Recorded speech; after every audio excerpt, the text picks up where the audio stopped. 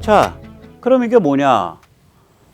방금 말씀드렸듯이 미국 본토 쪽에서는 핵 탄도미사일 원잠에 우리가 탑승을 했고, 부산에는 공격 원잠 중에 서해에 참 뛰기 좋은 공격 원잠이 들어와 있었다. 이건 결국 중국에 대한 경고다. 일 벌어지면 한미가 북한 가만둘 것 같냐, 뭐 이렇게 되는 거죠. 겉으로는 북한에 대한 경고예요. 하지만 실제로는 중국에 대한 경고입니다. 북의 핵과 미사일이 너희 거라는 거 우리가 잘 안다. 북을 내세워서 한국과 미국의 손발을 묶어놓고 대만 동중국해에서 사고 치려는 거 잘 안다. 그게 너희 목적이라는 걸. 그런데 그렇게 될까? 우리가 서해와 북한을 가만둘 것 같냐?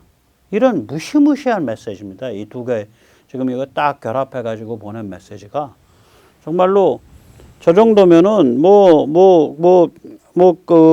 너희 꼼짝 마라 이거죠. 너희 꼼짝 마라 한마디로. 네.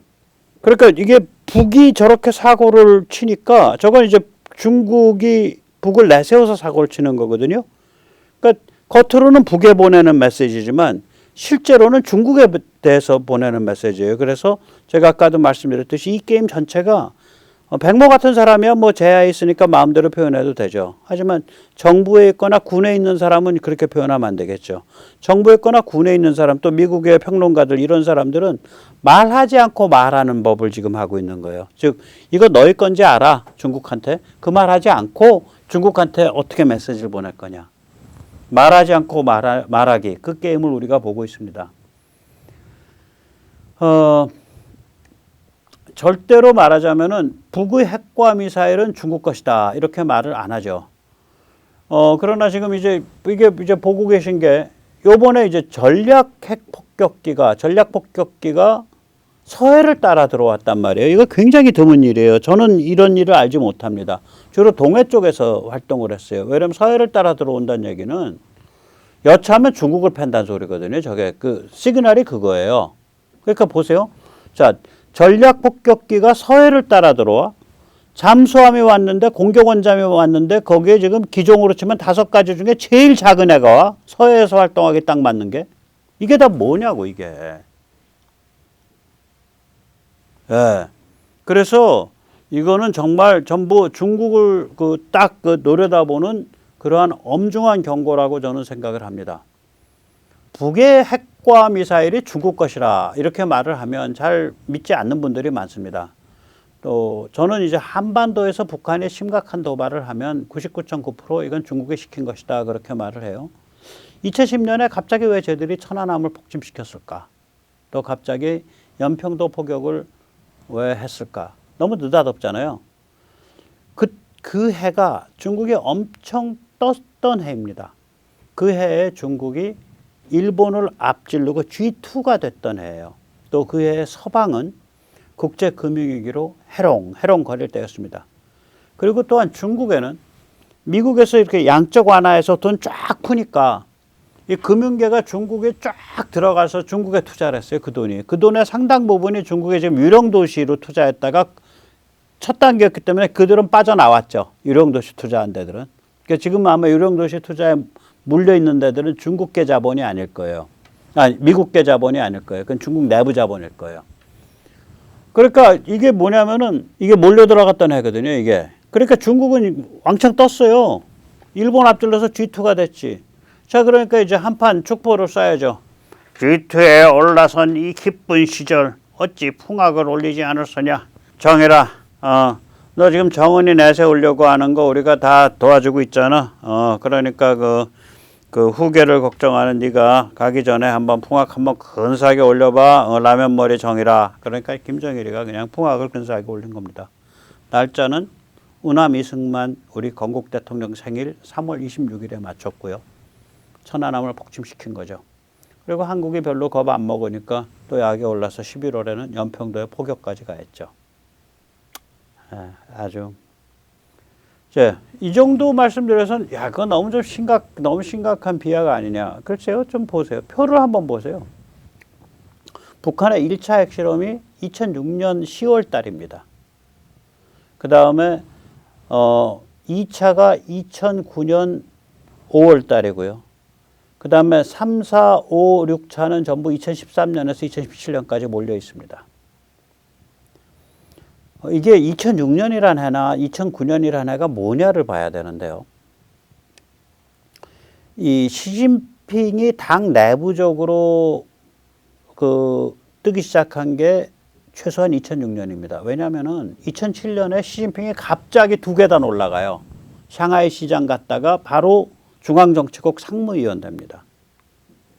그러면 시진핑이라는 인물을 당에서 띄워야겠다, 차기로 키워야겠다라고 결정을 한 게 늦어도 2006년이고요. 왜 시진핑이냐라는 그 목표가 있다고요. 지금은 시진핑이 다 휘어잡았지만 그때는 시진핑 키워주자고 이제 이게 딱 그 어떤 컨센서스가 만들어진 거잖아요. 그럼 왜 아직 시진핑이 결정이 안 됐더라도 차기는 이래야 돼라는 구도가 정해진 게 2005년이에요. 이게 연구자들이 그런 얘기를 합니다. 그 구도의 특징이 뭐냐? 이게 강경 반동입니다.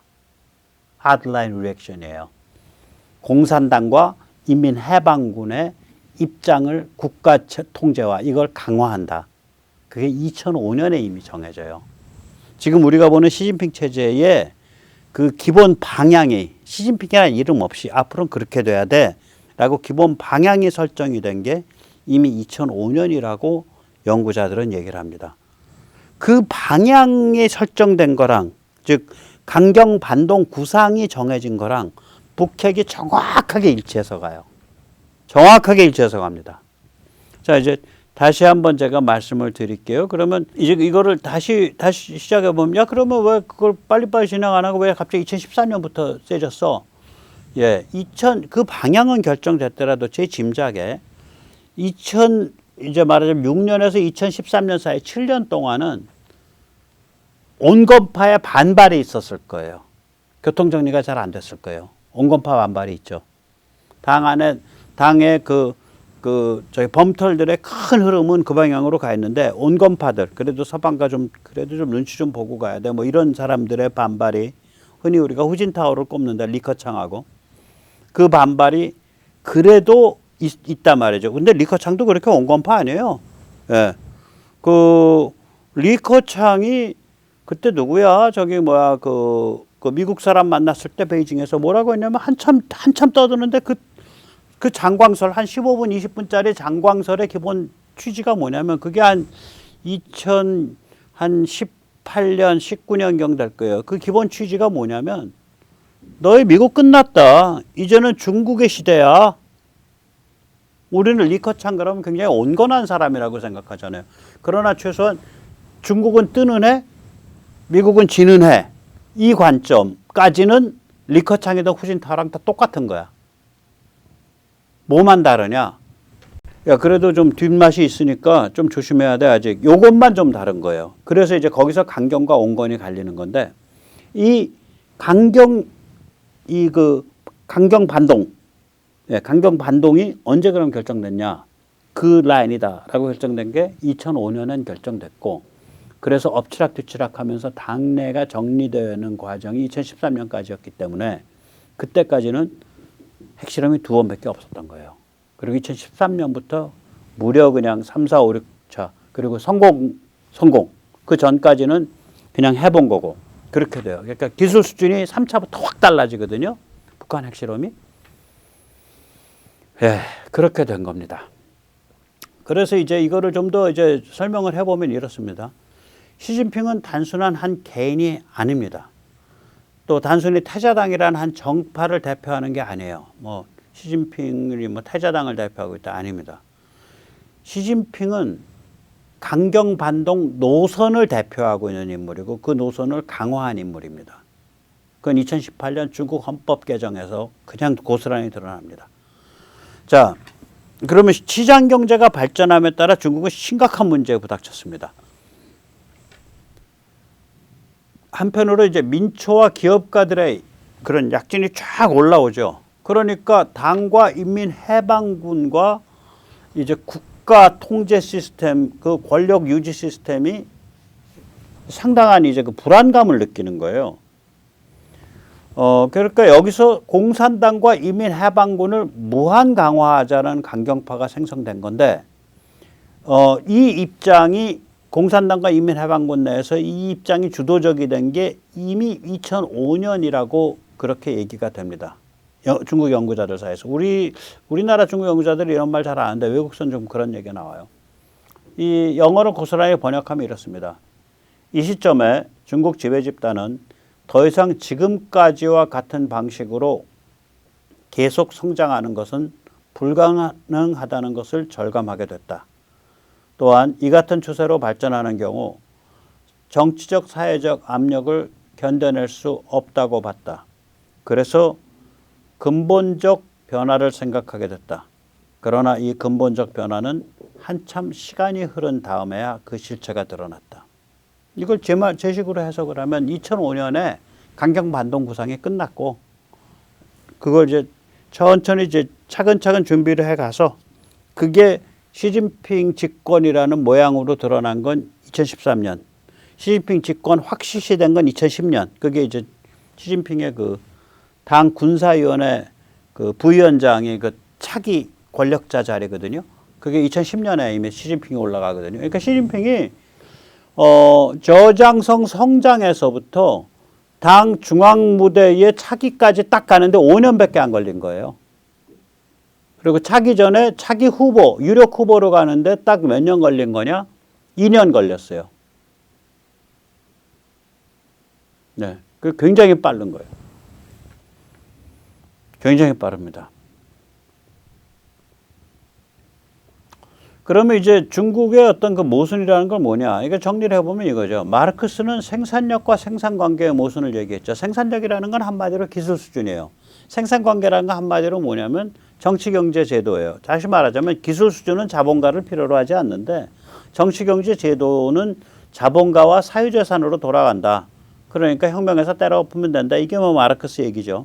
모순. 그래서 이제 마르크스를 만약 지금 중국에 갖다 놓으면 뭐 할까요? 네, 혁명가 안 합니다. 마르크스가 바람 많이 피웠거든요. 그리고 도박 좋아했어요. 그러니까 아마 마르크스는 굉장히 마카오에서 행복한 인생을 살 겁니다. 네, 사창가에서 삥 뜯는 그런 핀프 역할 하면서 돈 좀 모아서 도박장 가서 이제 푸고 또 그래도 이제 다 돈 떨어지면은 이제 다른 그 저기 도박하는 사람들 고리 뜯고 그러면 딱 좋을 사람이에요. 일단 뭐 그 저기 뭐야 이게 그 허우대가 아주 좋잖아요. 아주 뭐 생긴 것도 아주 우람하죠. 그러나 이제 우리가 마르크스는 그렇다고 치고 우리가 마르크스의 모순 개념을 빌어서 중국을 얘기하자면 이겁니다. 중국은 시장 경제와 공산당 인민해방군 통제 체제 사이의 모순이에요. 그러니까 이 그 타락 글로벌리즘은 시장 경제에 중국이 푹 잠기면 저절로 민주화될 거다는데 이게 민주화가 아니라 싸움이 되는 이게 이제 그 싸움이라 그럴까 이제 몸살이 일어나는 거죠.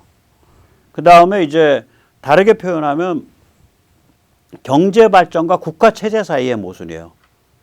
이제 경제 발전은 개인 자유 창의의 방향을 원하는데 인민해방군은 세뇌 감시 통제 처벌을 절대화하려고 하죠. 우리는 가만히 보세요. 우리는 중국으로 치면 1990 한 2, 3년경 수준이에요. 그때 이미 우리는 국가 체제를 경제가 원하는 민간 주도형으로 정부의 역할을 축소해 나가기 시작해요. 79년에. 박정희 대통령 돌아가시던 해. 그해 초에. 그러니까 얘들은 그런 게 안 돼 있는 거예요, 전혀. 지금 저 정도로 몸집이 부풀어 있으니까.